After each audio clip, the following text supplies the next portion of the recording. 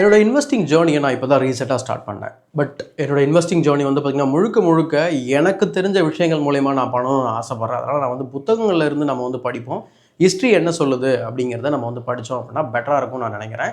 அந்த வகையில் வந்து பார்த்திங்கன்னா நிறைய புக்ஸ் நான் வந்து இப்போ பேசிக்கிட்டு இருக்கேன். ஸோ அந்த வகையில் நம்ம இன்றைக்கி பேச போகிற விஷயம் வந்து பார்த்திங்கன்னா ஒரு ரொம்ப இன்ட்ரெஸ்டிங்கான ஒரு விஷயம். நான் சொல்ல போகிற புக் வந்து பார்த்திங்கன்னா பேஜ் நம்பர் 187. அதில் ஆப்பிளோட சிஇஓ, அதாவது சிஇஓ இருந்த ஸ்டீவ் ஜாப்ஸ் வந்து பார்த்திங்கனாக்கா கம்பெனிலேருந்து வெளியேற்றப்படுறாரு. அதுக்கப்புறம் ரிட்டன் வரார். ரிட்டன் வந்து பார்த்தா 350 ப்ராடக்ட் வேலை செஞ்சுட்டு இருக்காங்க. என்னடா அது அப்படின்னு சொல்லி பார்த்தாக்கா அவர் உடனே வந்து கோவப்பட்டு இப்படிலாம் ஒர்க் பண்ணால் நம்ம கம்பெனி உருப்படாது, நீங்கள் எல்லாத்தையும் கட் பண்ணிட்டு ஒரு 10 ப்ராடக்ட்டை ஒர்க் பண்ணுங்கன்னு சொல்லி ஒரு கிரேட் கம்பெனி வந்து திரும்ப வந்து அவர் கொண்டு வந்தார். அண்ட் $1 trillion கம்பெனி போகுது. ஸோ என்ன சொல்ல வர்றாரு அப்படின்னா, இந்த making of a value investor அப்படிங்கிற புத்தகத்தில் கௌதம் பெய்ட் வந்து நீங்கள் ஒரு போர்ட்ஃபோலியோ வந்து எப்படி வந்து கன்ஸ்ட்ரக்ட் பண்ணணும், உங்களுடைய டைவர்சிஃபிகேஷன் எப்படி இருக்கணும் அப்படிங்கிறது தான் அவர் வந்து குறிப்பிட்றார். நீங்கள் மட்டும் எக்கச்சக்கமான ஒரு ஸ்டாக் வாங்குறதுக்கு பதில் ஒரு கான்சன்ட்ரேட்டடாக வந்து ஒரு முக்கியமான ஸ்டாக்ஸை நீங்கள் ஹோல்ட் பண்ணாலே போதும், உங்களுக்கு லைஃப் டைமுக்கு அது வந்து ரொம்ப ஹெல்ப்ஃபுல்லாக இருக்கும் அப்படின்னு சொல்லி சொல்கிறாரு.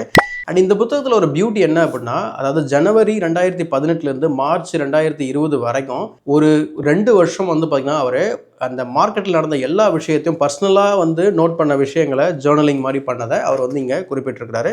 இதில் எனக்கு ரொம்ப பிடிச்ச விஷயமே வந்து பார்த்திங்கன்னா ஒரு ஆத்தர்ஸ் நோட்டுன்னு சொல்லி அங்கங்கே போட்டிருப்பாரு. எக்ஸாம்பிள் இங்கே கூட ஒரு ஆத்தர்ஸ் நோட் மாதிரி உங்களுக்கு போட்டிருக்காரு. ஸோ தெரியுதான்னு தெரியல. ஸோ ஆத்தர்ஸ் நோட் இதுதான். ஸோ எக்ஸலண்ட்டான ஒரு புக்கு. ஸோ கண்டிப்பாக நீங்கள் ஒரு பிகினர் இன்வெஸ்டராக தான் இதை நான் ரெக்கமெண்ட் பண்ணுவேன்.